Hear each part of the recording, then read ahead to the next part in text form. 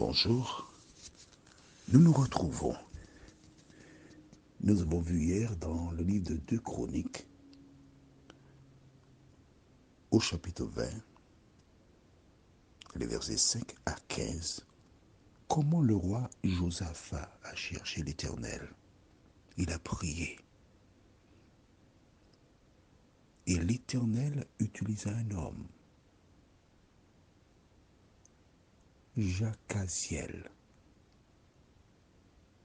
qui, dans son message, déclara « Ne craignez point et ne vous effrayez point devant cette multitude nombreuse, car ce ne sera pas vous qui combattrez, ce sera Dieu. » Et tu te poses la question, mais que s'est-il passé après?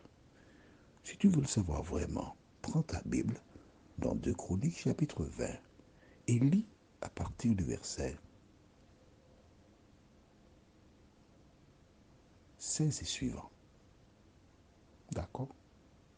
C'est exactement ce que je me propose de faire avec toi, afin que tu vois comment le Dieu que nous servons, le Dieu qui est bon, a un projet pour celles et ceux qui se confient en lui.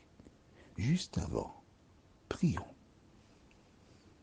Notre Seigneur et notre Dieu, merci pour la parole.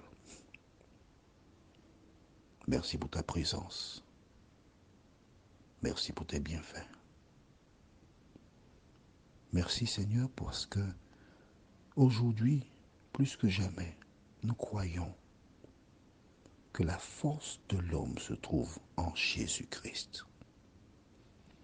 Nous ne voulons pas ouvrir le Saint-Livre comme un quotidien, mais nous venons avec crainte et tremblement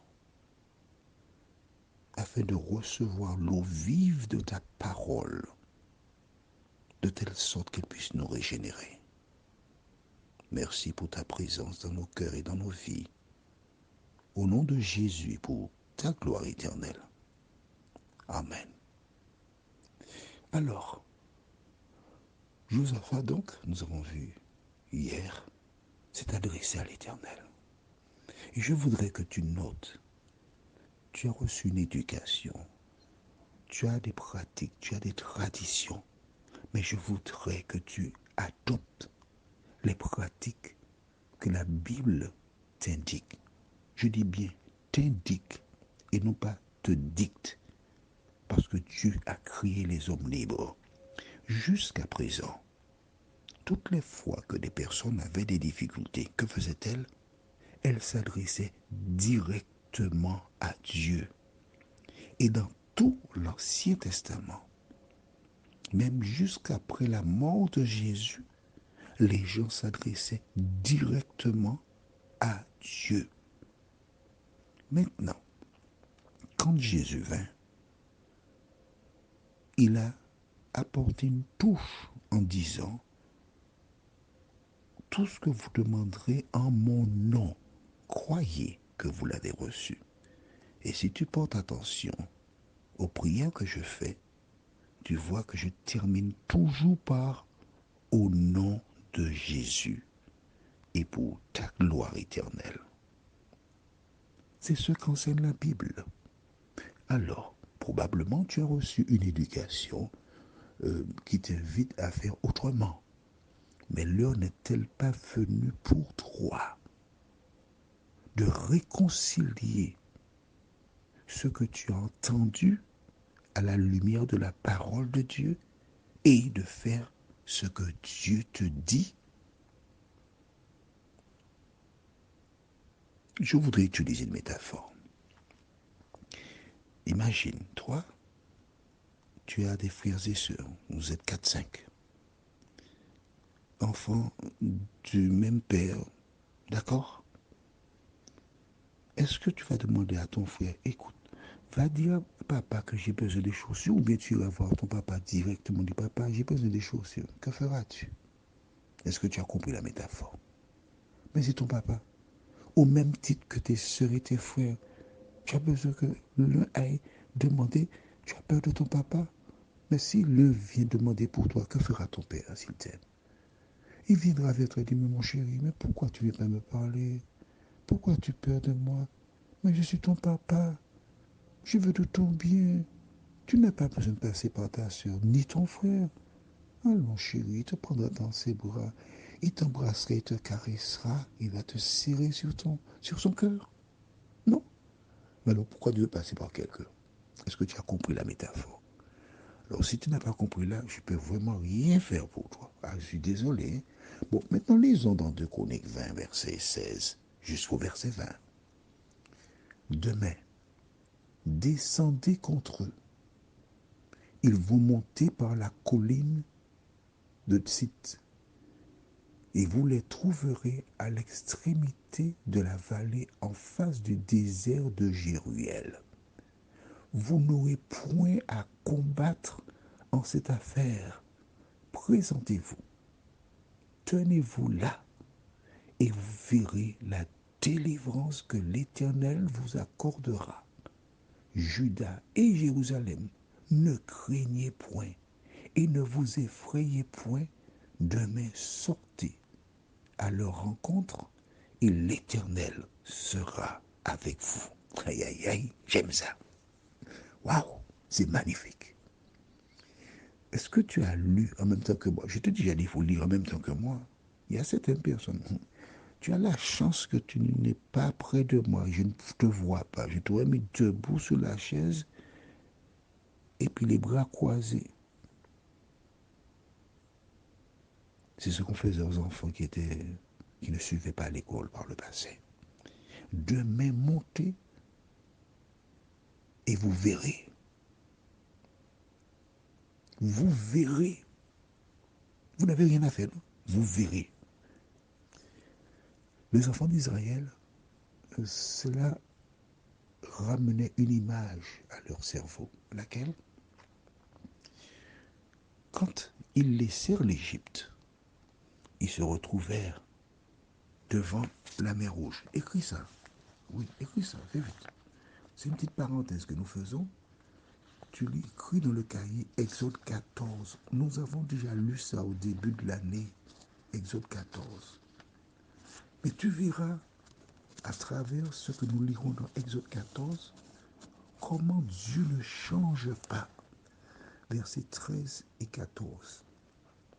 Exode 14, versets 13 et 14 déclare: Moïse répondit au peuple, ne craignez rien, restez en place et regardez la délivrance que l'Éternel va vous accorder en ce jour, car les Égyptiens que vous voyez aujourd'hui, vous ne les verrez plus jamais. L'Éternel combattra pour vous et vous gardez le silence. Aujourd'hui, dans le texte que nous lisons, que découvrons-nous? Au verset 17, et je continue après, juste pour te montrer comment Dieu est le même, il ne change pas. Vous n'aurez point à combattre en cette affaire. Présentez-vous, tenez-vous là, et vous verrez la délivrance que l'Éternel vous accordera. Juda et Jérusalem, ne craignez point et ne vous effrayez point. Demain, sortez à leur rencontre, et l'Éternel sera avec vous. Josaphat s'inclina le visage contre terre, et tout Juda et les habitants de Jérusalem tombèrent devant l'Éternel pour se prosterner en sa présence. Devant qui se prosterne? Devant l'Éternel. Ne te prosterne pas devant les hommes. Prosterne-toi seulement devant l'Éternel. Est-ce que tu as vu ça écrit dans la Bible là?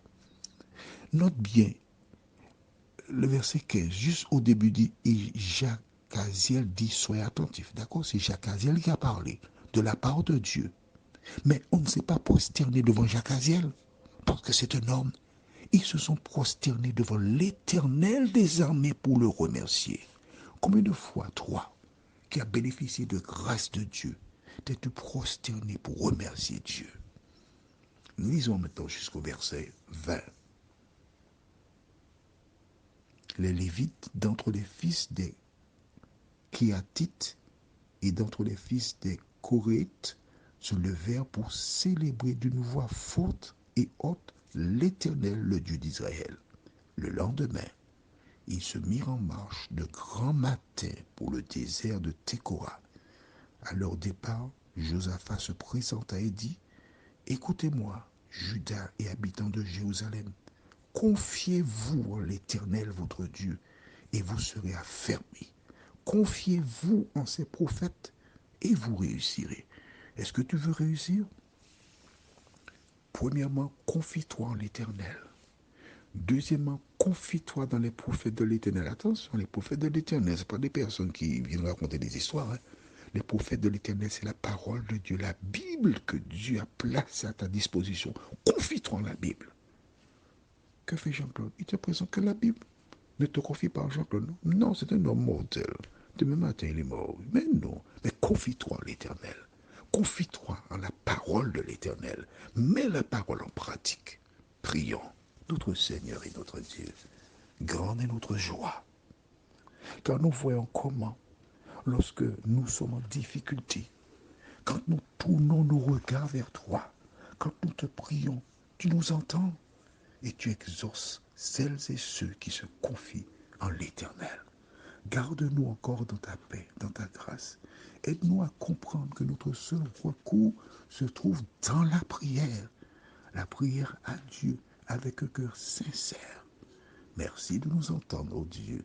Merci de nous exaucer, car nous t'avons prié au nom de Jésus et pour ta gloire éternelle. Amen. Que l'Éternel continue de te conduire dans toute la vérité. Et que toi, sur le cahier, tu notes après l'étude, Seigneur, aide-moi à faire telle chose, telle chose, telle chose. Ce que tu as retenu, écrire le cahier pour ne pas oublier. Et commence à mettre en pratique ce que dit la Bible. Je te souhaite une bonne journée en attendant de te retrouver demain, si Dieu nous prête vie.